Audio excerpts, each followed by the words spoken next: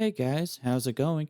It's the overanalyst here, and today I'm going to be going over and breaking down the seventh opening of Black Clover. So, yes, it's been forever since I've done a Black Clover opening analysis video, and quite frankly, I kind of miss doing them. So, that's kind of what the purpose of this video is. It's just going to be me kind of gushing over one of my favorite OPs. Honestly, OP1, OP7, and OP10 are some of my favorite openings of Black Clover, even though almost every single one of them is amazing in their own rights. Opening 7 and mainly opening 10 are some of my favorites. So let's just jump right into it. So we're gonna kind of get this starting entrance, this first shot of Asta just walking in. He starts off in the shadows, just kind of uh emphasizing kind of the dark, kind of the I see it as more as like his dark feelings that he's been experiencing kind of. I guess it's not even leading up to this arc. This is the current arc where Asta goes into like a tournament. It's kind of like a tournament arc where the Magic King Julius is trying to establish the royal knights. And so Asa is going into this exam, and I just really love this opening shot because over here on his right side, our right, his left, is just encased in shadow, and you see this light coming in from the left side. And I just find that interesting because in almost every single opening that we have, it's the left side that gets darkened and his right side or his left side, our right, his anyways, this side gets lightened up and this side, and that usually is to emphasize his demonic powers. We see that literally in the first opening, but here we kind of have this kind of switch where he's starting off encased in shadow and just kind of really showing, in my opinion, just his negative emotions that he's kind of kept bottled up throughout this series. And so he comes in walking. And as he walks, we get this really cool animation of just him stepping into the light.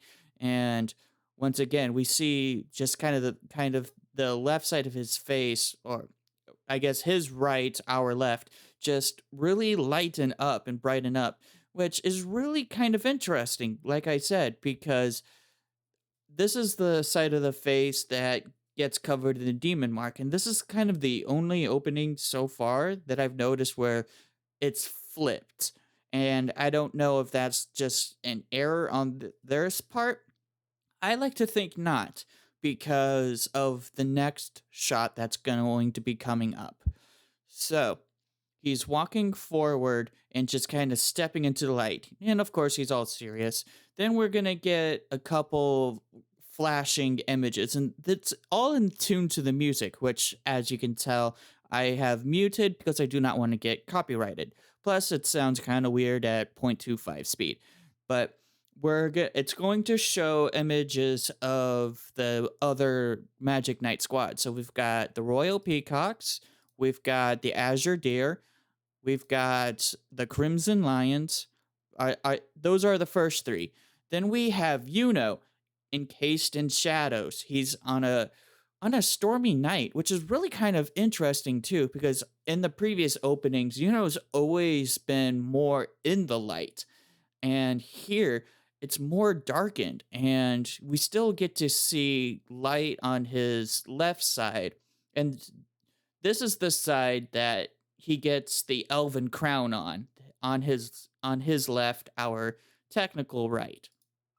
So he stands up, and one other thing I like to point out is that in these openings, it's almost always facing this direction. Just kind of an interesting nod. Once again, I think it's due to uh the placement and foreshadowing of his abilities, which the crown ability comes out in this arc, and we will see that later on in this visual.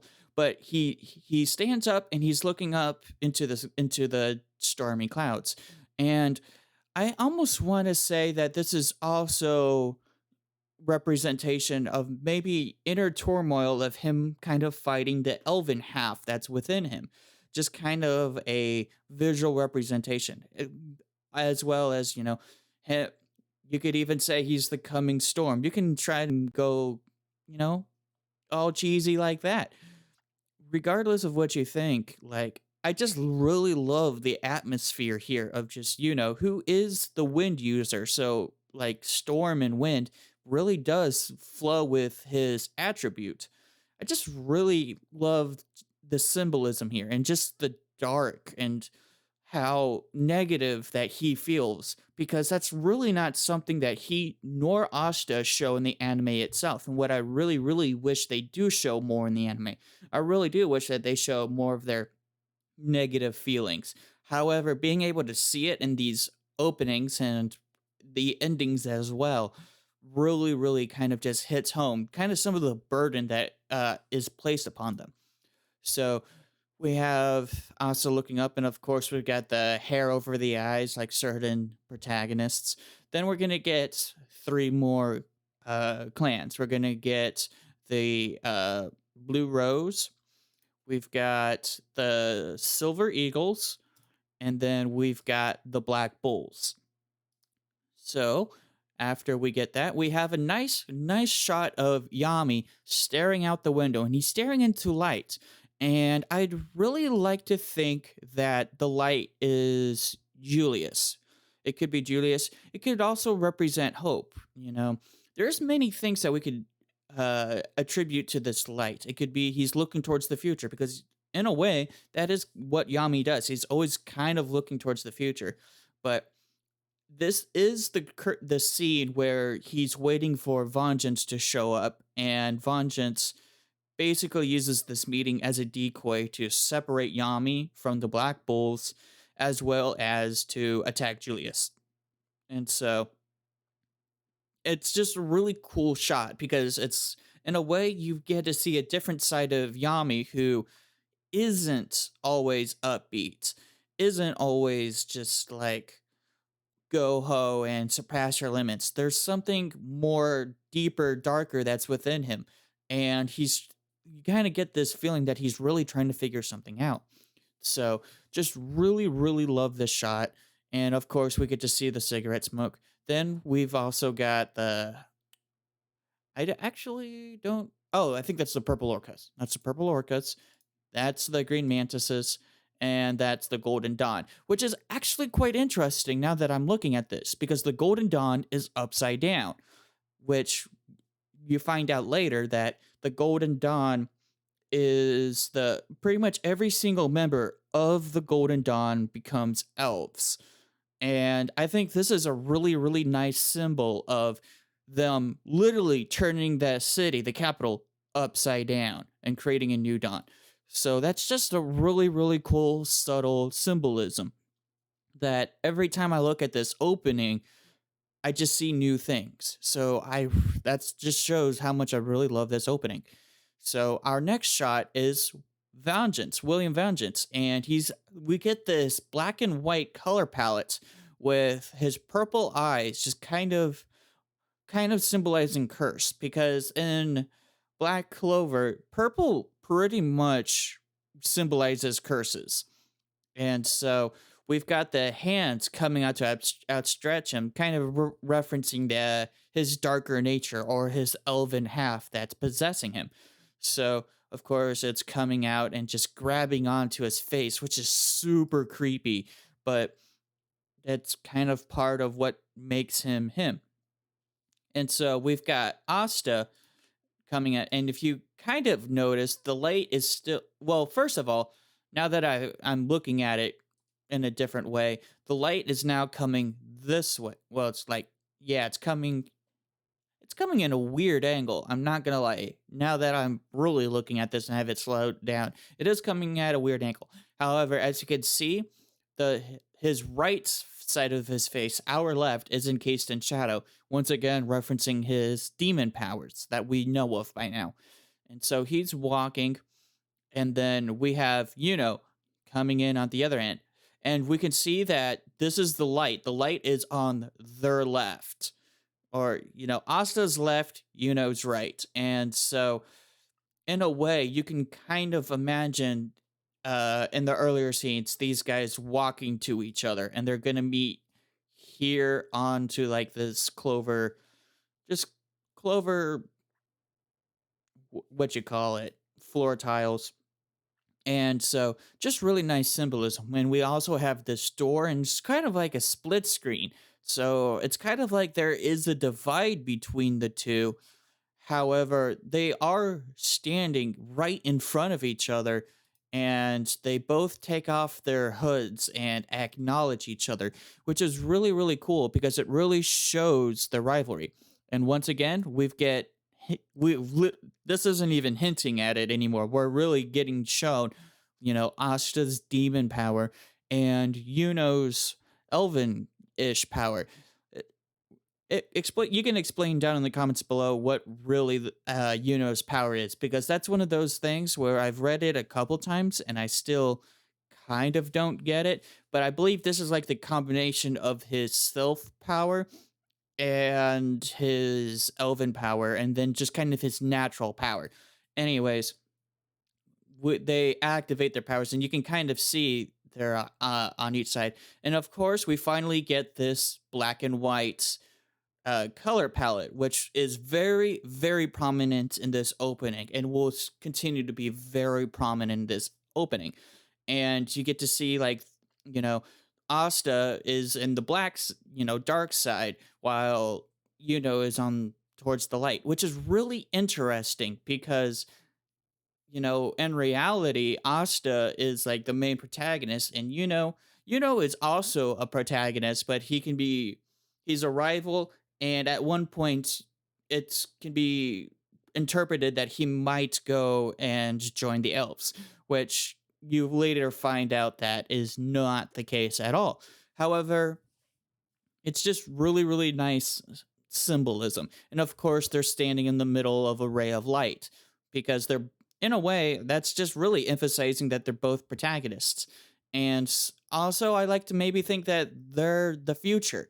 If I'm keeping with that, hope aspect, that with in the previous scene with Yami staring out into the light, then it's really like, if you consider the light as hope, then you can also see this image as and Asta seeing each other, and hope raining down upon them. These are the hopes, for the kingdom. The kingdom will relies on these two. So we're gonna get our classic. We got our classic Black Clover, and then the page opening for the grimoire. And of course, I'm on the French Crunchyroll site, so it's all in French. And we still got our, typical good faith, hope, love is hidden in the leaf of the clover each. Good luck smells in the fourth leaf. The devil lies in the fifth. That's just a poem that's in pretty much every single one of these openings. And once again, you can see the three symbols that got referenced early on the videos. We got the crimson lions, the golden dawn, the black bulls are on top. These are, the main guilds, and then everyone else is on the bottom because screw everyone else. Even the silver clan, like, nobody really cares about, just because they're Noel's family. So, didn't realize how long this one lasts in here. I have to pause every now and again because I get copyrighted for having the video last longer than 10 seconds. So yes, if you're constantly wondering why I have to keep pausing, it's because I do not want to get copyrighted. It happens frequently. So we've got, Luck and Magna chasing each other, or really just Magna chasing Luck, and that's just kind of just showing the goofiness of them. And I really love this animation. We've got Vanessa, just being the queen that she is, because Vanessa is the queen. And then what's really fascinating is that Finral is upside down. So the reason why I find this fascinating is because this arc specifically focuses on Finral and how much Finral develops as a character, how he becomes more sure of himself and kind of stands in front of his brother. But for a long time, he wasn't sure of himself, and in a way, he was like Noel in that aspect, where like his brother kept putting him down, kept putting him down, and in this arc he kind of really truly finds where he belongs. So I like this upside down just kind of mental illustration of what Finral is going for, where like we have Vanessa who feels like she knows where she's at, and him, of course we've got Ghosh with his Mary doll, and Charmy, who's adorable as always, because Charmy is always adorable. I just love the scene where she sits on Julius's lap and he just pets her just randomly. It's so funny. Then we've got Gray and Gordon. You know, just their stereotypes, I suppose. You know, Gray is terrified of being looked at, while Gordon just pretty much wants friends. And I kind of like the sideways nature of this because it kind of, I guess, it kind of illustrates that their mentality. Then we get this really interesting shot, and I've got mixed feelings about it because it kind of looks kind of ugly, not going to lie. However, the symbolism is really strong, and it's them shouting, which is really interesting because Gordon is the character that whispers all the time.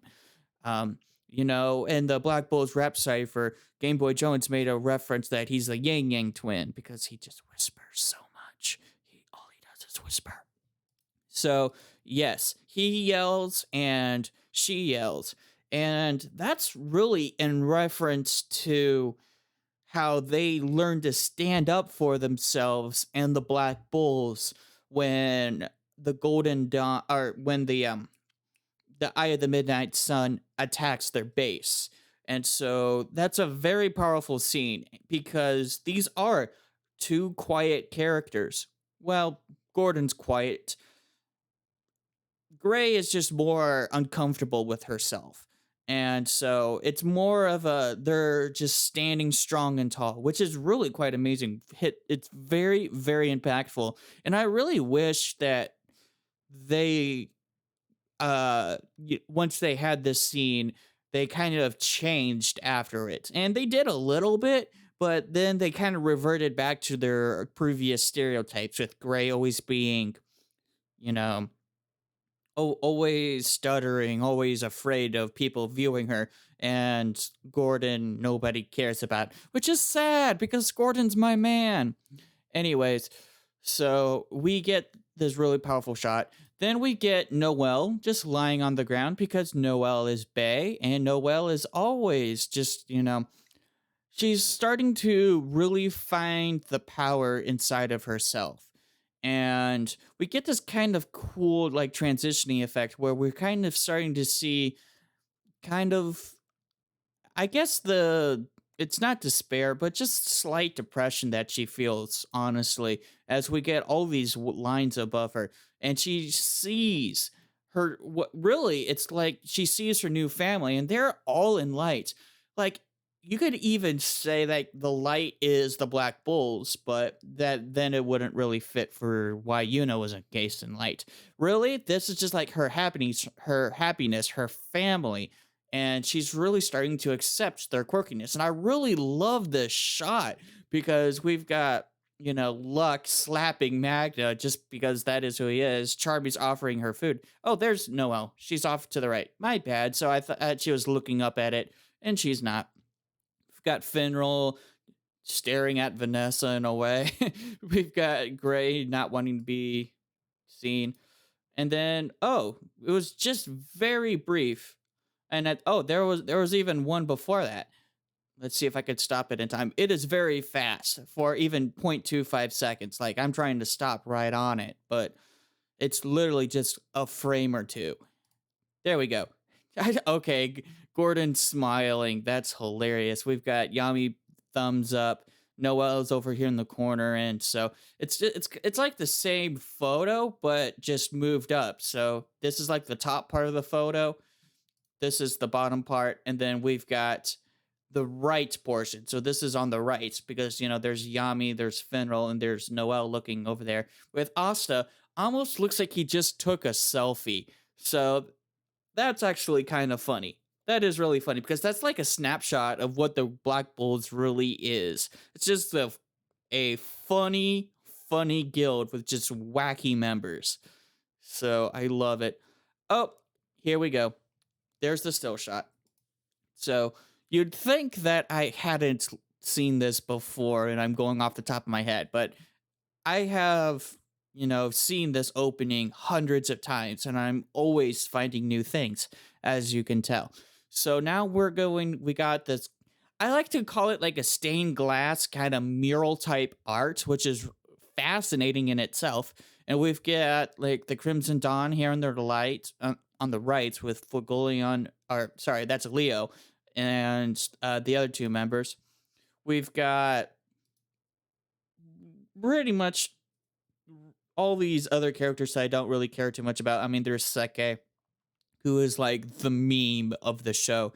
We've got Mushroom Guy. I think this guy does snow. We've got Silva. He's kind of like the main antagonist to Noel. This guy is mean to be the sake of mean. Like the older brother was kind of mean to Noel in a kind of backwards way to protect her. And he was just mean to be the sake of mean. Then here to the left, we've got, I believe his name is Kirsch. And this is Mimosa's like cousin or brother. We've got Soul over here being pointy. We've got Blue Rose, like vice captain, Snow Girl, and then Rill. Okay. So yeah, those were the other members that participated in the Royal Knights exam. Now, this shot here is also super fascinating. Keep an eye on everyone because this is pretty much the main force of the Golden Dawn.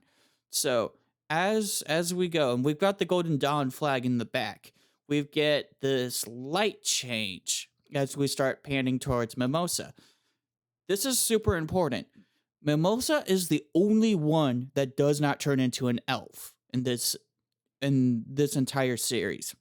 Of the Golden Dawn, she's the only one that doesn't turn into the elf. My theory is that at one point, Vengeance mentions how Mimosa is a descendant to Lick's wife. And so my theory was that Vengeance wanted to keep an eye on Mimosa and kind of like keep your friends close and your enemies closer. He kind of saw her as kind of just someone to keep an eye on. I won't necessarily say an enemy, but in a way, yes, an enemy because he saw all humans as enemies. And why not the descendants of the royal family that killed everyone, killed all the elves. So that's my theory. It's that he chose Mimosa to keep an eye on her. And so she's in light, everyone else is in dark, representing their elven natures, even because at this point we don't know that we didn't know that could control the elven part. So yes, she's bathed in light and she's kind of looking around. And at first, when I first saw this opening, I thought this light represented her brother. Mainly because, well, fun fact, I thought her brother's name was Soul. I got him and the actual character Soul mixed up. So when I saw this, and I was like, oh, she's looking at her brother because her brother's constantly tormenting her. I was like, oh, that's super cool. Turns out I'm completely wrong on that. Her brother's name is not Soul. But it's just kind of a cool new imagery because, like I've said, in this entire opening, light is super, super important. And maybe being a light designer in real life, that's kind of why I like it so much. I'm super fascinated with light. Next, we've got Zora, who is just kind of using his trap magic, just showcasing what his magic ability is. And he puts it on his face, which is in reference to what he does in the final portion of the exam, where he makes himself kind of like a bomb, kind of like a trap. We next get this imagery of we've got the golden dawn to the left, and that we've actually get like a full color palette of it instead of it just being gold. And so we've got, the red mixed in with the greens. Looks super nice. And of course, that's William Vengeance. And then off to the right, we've got Yami in front of the Black Bulls banner. Once again, just kind of symbolizing their guilds, their respective guilds. And I kind of like the red in the Golden Dawn because that's more of, I guess, like a sunset color. I can also see it as a sunrise color, but it's menacing because that's kind of the what goes on behind Vengeance and what his whole backstory is. So they're standing in front of Julius because Julius had summoned them to like keep an eye on things.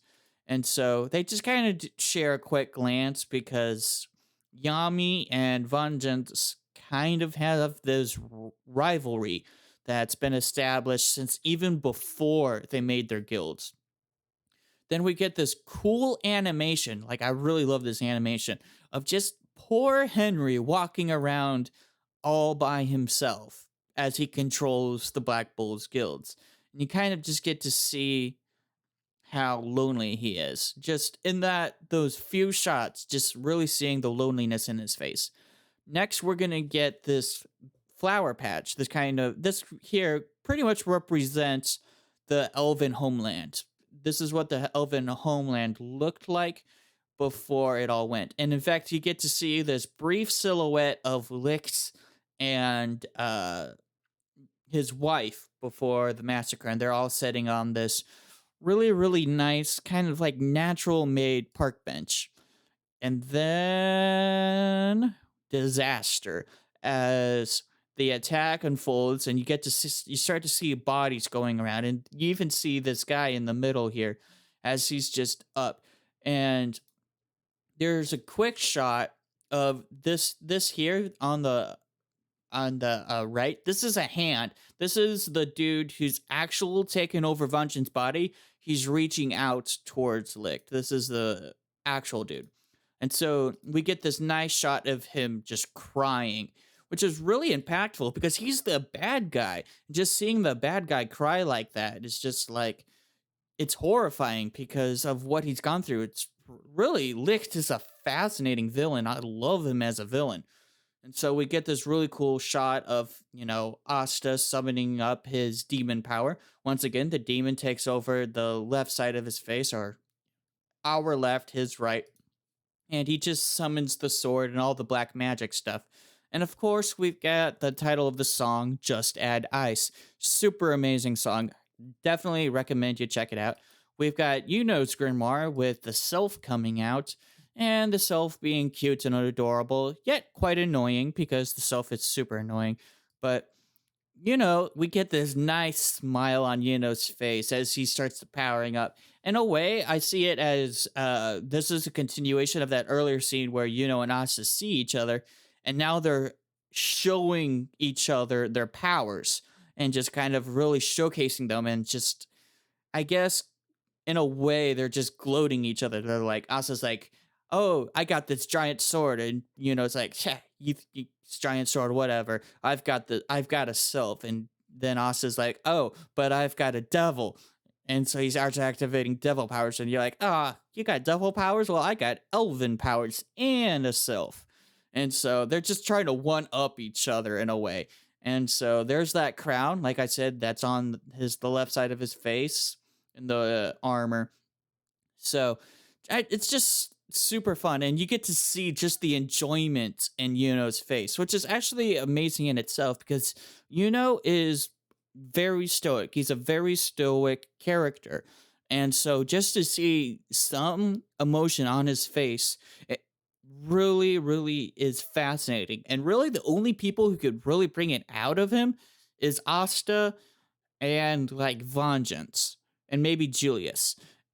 No one else really has the capability of bringing out so much emotion to him up until recently in the recent arcs, which I won't go into there.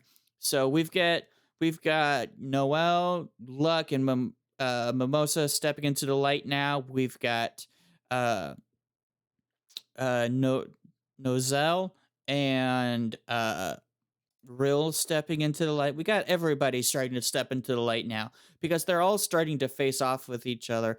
And then at the center, I love this. At the center is Mara Leona because Mara Leona is the type of character that would be like, what, 10 people versus me? Easy. I can do this. Mara Leona is such a fascinating character. I love her so much. She in the current arc in the manga, she goes insane. I love her personality. I just love it. Love it. I wish they do a little bit more with her in the manga, but we got that. Then we get this kind of cool shot of Julius in darkness and shadow with the light panning, and we get to see Vengeance's mask behind him. And I feel like this is kind of referencing Julius's death. This is really just kind of foreshadowing it. You know, if you see something this dark, you're like, this nothing's good gonna come out of this.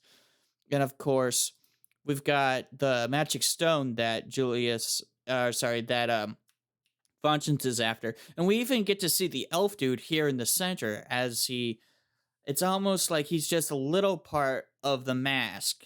And Vengeance wears the mask for other reasons, maybe to hide hide his own feelings and whatnot. And of course, we've got the light over here in the right hand corner, you know, shining on to the mask, once again representing the Golden Dawn. There's just so much going on in these sequences of shots that's just so fascinating. We get a slight shot of Lick's grimoire. And I say Licks because it's not Julius. If we know what Julius is, his is huge. We've got another next shot of Licht. Um, and then just so much overlays. We've got the tree of knowledge and the tree of life. We've got Yami kind of realizing once again, keep in mind, you know, the top right hand corner is like the Golden Dawn. So he's kind of yelling at Vengeance. He's kind of yelling at just William Vengeance as well as, you know, Julius. And Julius is opening his eyes as if he's waking up to the realization that this captain is no longer who he really is. So we've got in a way, it's like Yami trying to warn Julius. And then finally, at the end, we get this big Black Clover. I'm not going to try screaming it, but super, super good. We get the text and everything. And so, yeah, I think that's it. Yep, that is it. This video has ran on for 33 minutes, which may be my longest Black Clover breakdown video, but this is the one that I've really, really been wanting to break down the most. So, tell me in the comments how I did. Is there anything that maybe I got wrong? Is there something that maybe you noticed that I did not? I'm only one person and I do this just because I want to do it. So, yeah. Until the next video, I've been the Anime Over Analyst, and I'll see you later. Peace.